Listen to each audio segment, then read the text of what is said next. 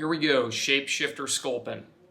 I'm Joe at Reds, and this will be the first fly that I tie here for the YouTube channel. I've been tying for almost 30 years now, and only recently did we start selling tying materials. Now I get to share my passion for tying, especially quick functional patterns that I've used for my guiding and my fishing over the years, because I can't always get exactly what I want out of the shop. And when I first started guiding, there was no fly shops in our valley, so we had to tie almost everything that we fished. This particular fly I call the ShapeShifter Sculpin because I'm not entirely convinced fish eat it as sculpin, because sometimes I'll fish it very, very slow along the bottom.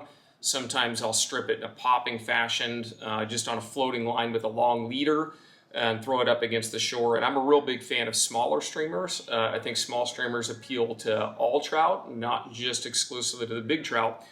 So over the years, my streamer size has definitely shrunk a little bit.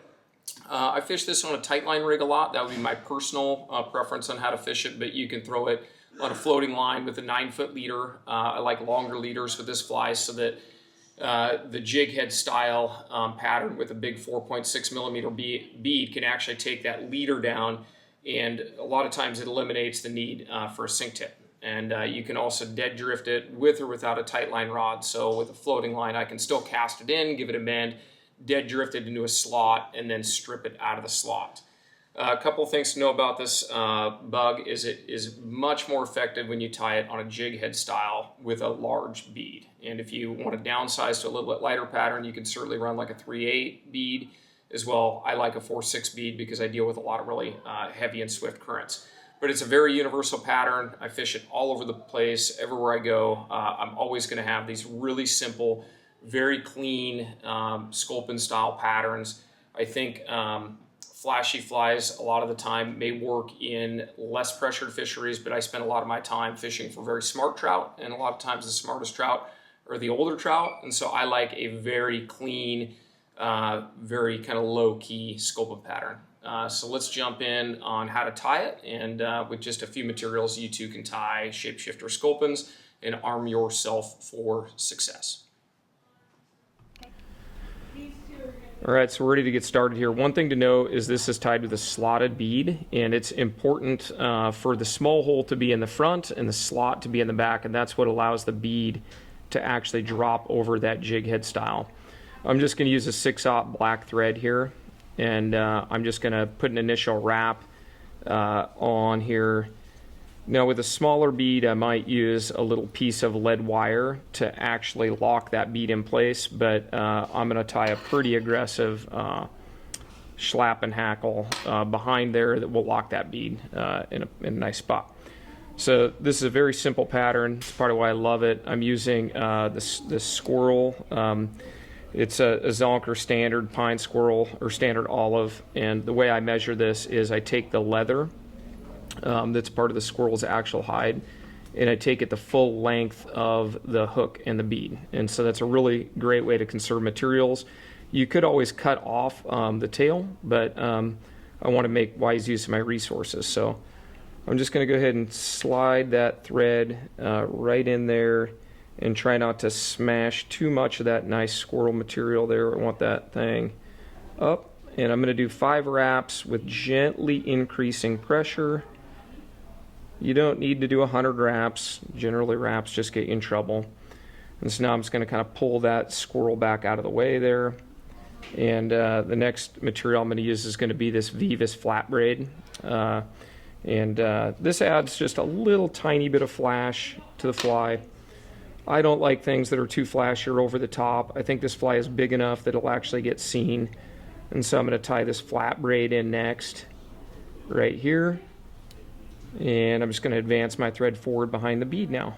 So, and just make sure with that slotted bead that you do roll that bead right down to the eye of the hook.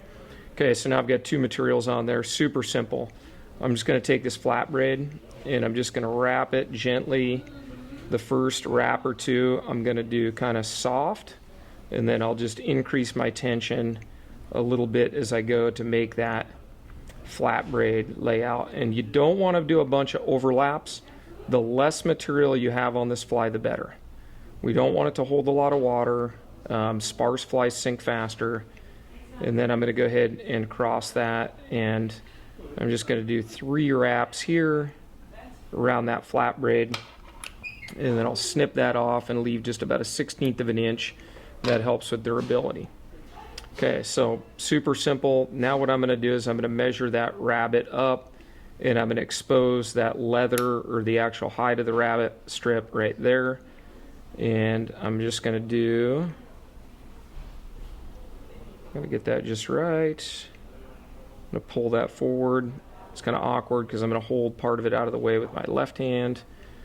And that's great. I got 3 wraps. Now I've got just enough base I can wrap through that gap there without too much difficulty. Great. So now I'm going to cut that rabbit off like that right there. Super easy. Hey, it's already coming to life. Okay.